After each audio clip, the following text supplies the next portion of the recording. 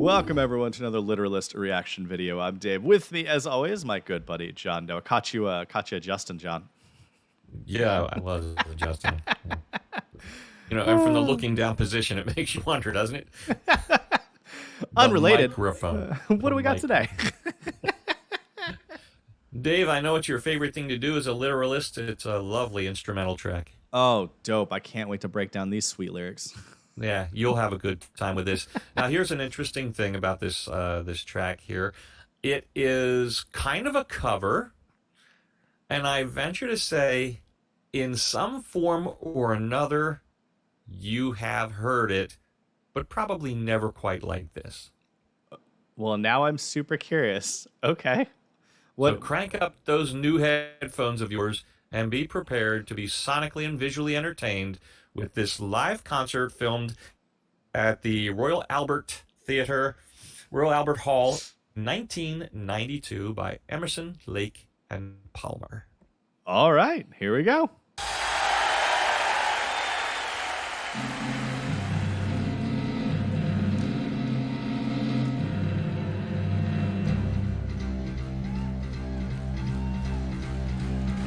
Smoky.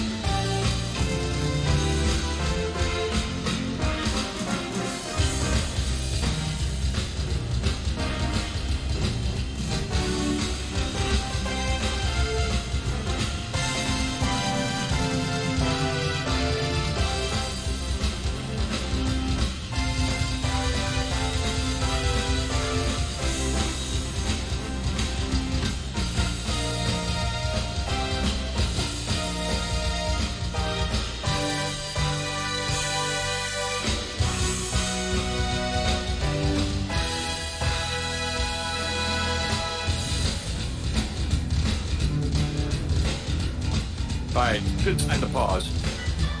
All right. I definitely have heard that. You know, the riff. The riff. I haven't given it a ton of thought, but I could not immediately place it. I was a little distracted by the amount of leather some of them are wearing. How are they not just sweating profusely? Well, maybe it's their weight loss program. You never know. Leather's important. Remember, leather breathes. Unlike certain fabrics, leather breathes. Sure, it breathed when it was on the animal, I guess. Anyway, yeah, the song is "Fanfare for the Common Man" by Copland. Okay. And, it's a very, very popular song with classical musicians, and it's been done in all different other forms because of its popularity.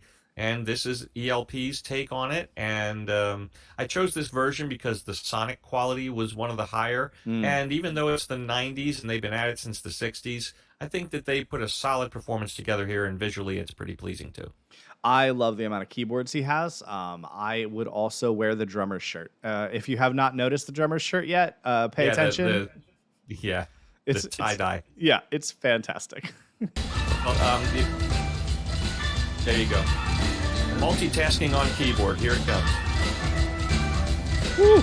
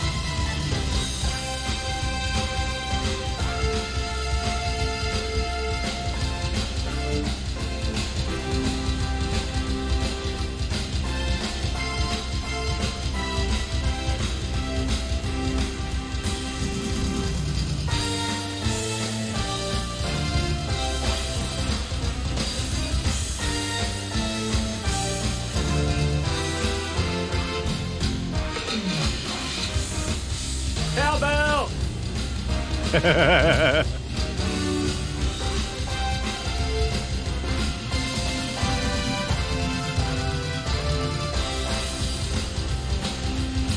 right, a couple quick notes. First of all, I would also be able to pull off the guitarist shirt.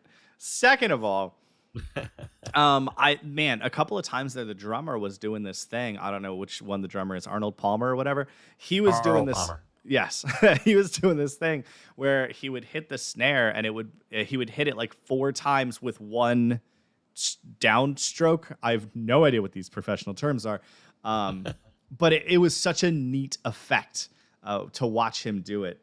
I also have always been impressed by musicians' ability to ignore what is a near like seizure-inducing lights flashing directly in their faces and above them and around them, and just keep going. Like it is a skill to be able to ignore that and continue with your performance. And that I've always been impressed by that. Anytime I see a lot of very skilled musicians pulling off live performances like this. Man, that keyboard is going nuts. He's having a blast. I thought it was really neat the way his keyboards are clearly like pre-built into sets. I assume obviously since they have to transport it on the road to different gigs all the time, it makes a lot of sense. But it was just a really neat design layout for his keyboard like ensemble there. Yeah, no doubt, and he's impressive. He really is. What? Was. Aw.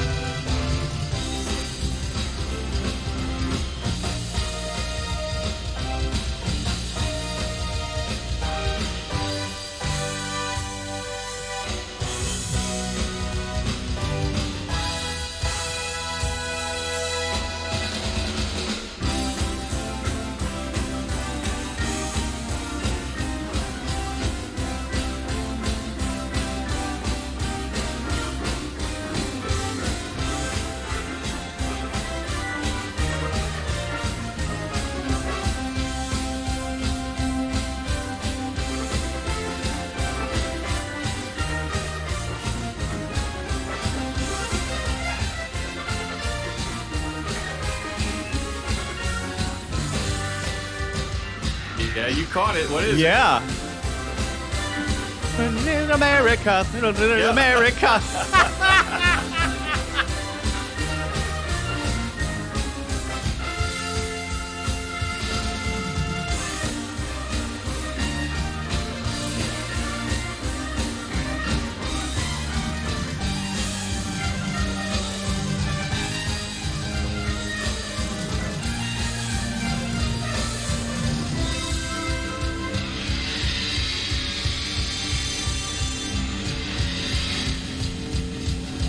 Here we go.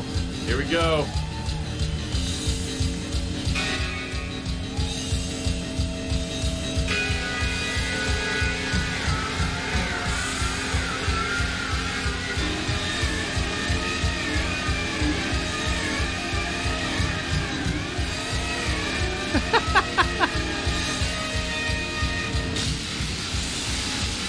That's a Hammond.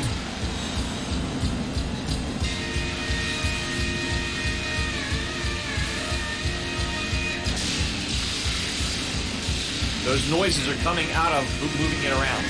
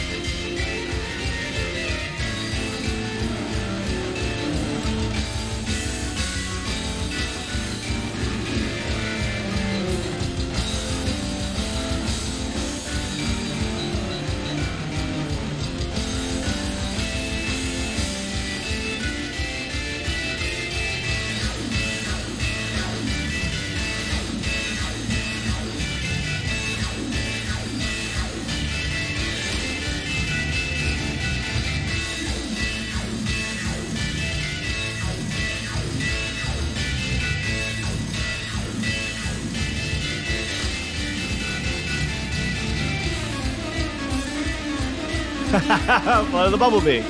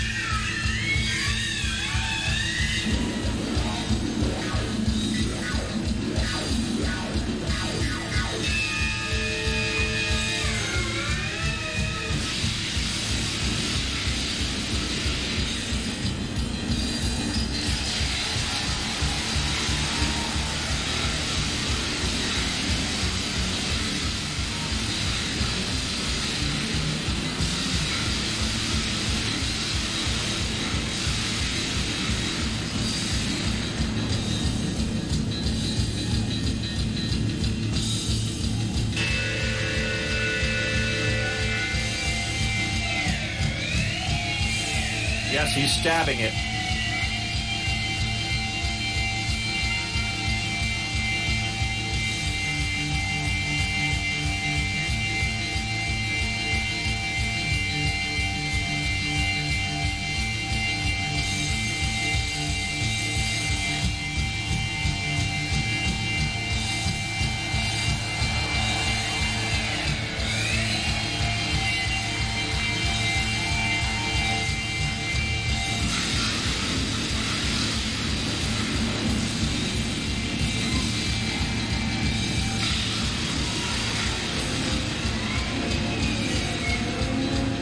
It's on him. Yeah, first of all, none of this is OSHA safe. This I don't think he checked with the authorities. man, when he was just jumping on top of it and moving it, I was like, how has this never gone wrong at a concert? Like that's nuts. And then he pulls out a knife. He's precariously standing on top of an old, clearly beat up Hammond B3, and he's holding a large Bowie knife. That whole situation was insanity. And it ain't over yet. Wow. And then I assume he rigged it to make a noise when it moves? No, it's tubes. It's a tube instrument. So Oh. as long as a note is being played, if it gets jarred, it'll make a springy, weird noise. So he's just beating the crap out of it to make it sound weird. How many Hammond B3s did they go through on a tour? Did he have one per show? I have no idea. I don't know that he'd had a bunch and he just paid somebody to refurb them every time he ruined one. I don't know. Because he's just straight stabbing it like that. All right. So at this point, it's on top of him, and multiple times I have to point out, if you had looked out in the audience behind him, there were people making, I assume, one of the same faces I was making. What is going on? And then there was at least one, like, OSHA inspector just standing there. If you're not from the USA, OSHA is our government organization that ensures that workers have to stay safe at work. So they have all sorts of standards, like, you have to wear safety equipment if you're around large machinery, or it's all of that sort of stuff. So that's what I'm referencing if you didn't catch that.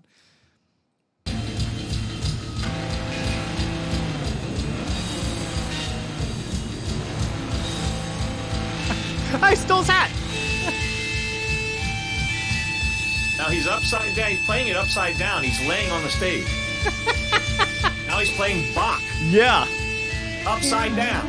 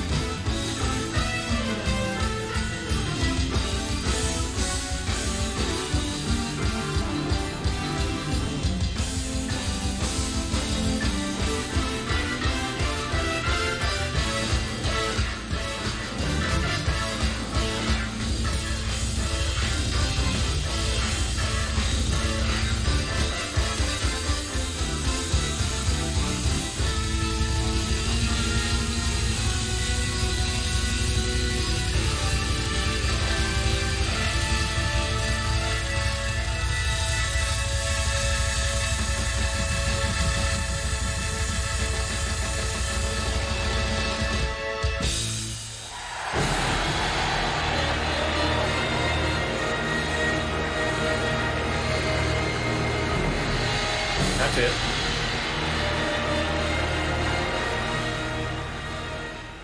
That was absolutely nuts. I That is my hot take. What just happened? Whew. All right. So I got to see that happen live in Atlanta. Did he demolish a Hammond B3 in your show? Yes, I don't know that it's a B3. It might be an A3 or something like that, or some. It'll be a similar Hammond, but it is definitely a Hammond organ, and he definitely did all that you just saw every night. Wow. That was exhausting to watch. I noticed at one point I was shaking my legs so hard with the music that I was shaking the whole table and therefore my camera. So I apologize for the shaky cam. I noticed it very late. I don't know how long that was going on. That was incredible. The amount of times that he also stuck in little songs that, like, why were they there? What was he inserting? Just weirdness, like Flight of the Bumblebee he threw in there, and then randomly he started doing "Come to America," the song from West Side Story. West Side Story. I was about to say Romeo and Juliet, but that's what West Side Story is based on. But like, and then he's just started playing Bach, which is weird. I would have thought he would play Mozart. Only because no. I actually have a reason for that. It's because Mozart. There's many stories of Mozart at parties, turning upside down and or backwards and then playing his pieces. Oh, That's the only reason I'm saying that, is because that's what I was thinking about, because he literally was doing that. But I mean, the skill to not only do it upside down, but do it with your head sticking out into the crowd, the piano, in this case, the Hammond B3 or the Hammond organ lying on top of you, and then you're playing it upside down. Also, no closure, never got his hat back.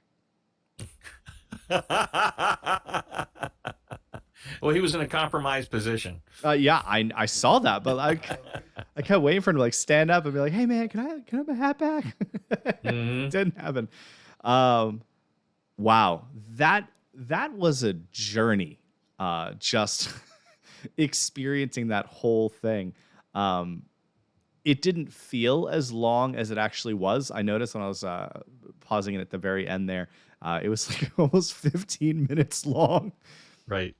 But it was so engaging the entire time that like you can't. It didn't seem like it was almost 15 minutes long. Lyrically, it was lacking. It was bland. It was uninspired. I thought it was a love song. It was a love song to keyboards, if nothing else. I mean, the drummer and the guitar player did a great job. Certainly nothing to knock them on, but they weren't the show. I mean, the show was the keyboard extravaganza. At that moment, like I said, Carl Palmer is a world-class drummer and highly respected, and he's an excellent drummer. So yeah, that they're three just virtuosic musicians, and Greg Lake, the bass player, he sometimes plays guitars. He sings when there are lyrics to sing. Are they a mostly instrumental band, or do they? No, their hits have their bigger hits have lyrics. Okay. So they definitely. Well, we played "Welcome Back, My Friends." You remember? Oh, that's right. Yeah. Which is actually Carnival 9-part, whatever movement, whatever, I forget. But the band actually broke up in 1979. At which point, they started doing their individual projects, and that's when Asia came into being with Carl Palmer on drums, and Greg Lake did some solo stuff and some other band stuff. Keith Emerson, I'm not sure what he did. I haven't looked into his career in that hiatus. I've heard of Asia. Sure. I don't think I could name an Asia song off the top of my head, but sure. In 1991, they reformed, and that's when that's probably this tour that we're looking at right here that happened at Royal Albert Hall. And I saw them in the mid-late 90s in Atlanta. So their breakup must not have been horrible. Yeah, I don't really know. I don't know the details of it. I would say that in 1979, disco coming on strong, progressive music kind of on the outs. I would say that they probably had to break up to maintain a career. I could see it, but now they can come back and do all of their old excellent standby hits, and we're good. Yep. All right, well, I gotta say, I'd throw this on. I feel like it almost loses a little bit if you don't get to watch it, just because I mean the visual of what all was going on there was so frenetic, but at the Yeah. same time I would gladly just throw it on and listen to it again. Well, Man, they did. there's a studio version, probably 3 to 5 minutes somewhere in there that you could add to your playlist safely, and just Boo. harken back to when you saw the live version. 3 to 5 minutes. And I got to tell you, I've actually been telling people about that bit of acrobatics that Keith was doing on that, and I've never had any visual proof of it. And in fact, even as late as like last year, I remember searching the internet, searching terms like Keith Emerson solo acrobatics, Bach upside down, and I could never find a copy until last week. Wow, lucky me. Yep. That's the first time I've seen, or the second time I've seen it clear through, but the first time I've seen it really since the late 90s when I saw them in concert in Atlanta. That's awesome. Well, I'm glad I was here to share that with you then. Yeah, it was really, really cool. It brings back quite the memory. I remember my jaw being on the floor. I kind of want to watch this video of us now because I want to see what my face was doing. That was a journey, and it was a journey worth taking. That was There you fun. go. Emerson, Lake, and Palmer, folks. You got any other suggestions, recommendations, or a little data? Tell us, what was Keith Emerson doing? Anything worth looking into there? Um, Tell us what you think. And in the meantime, there, Dave, I'll catch you on the flip side.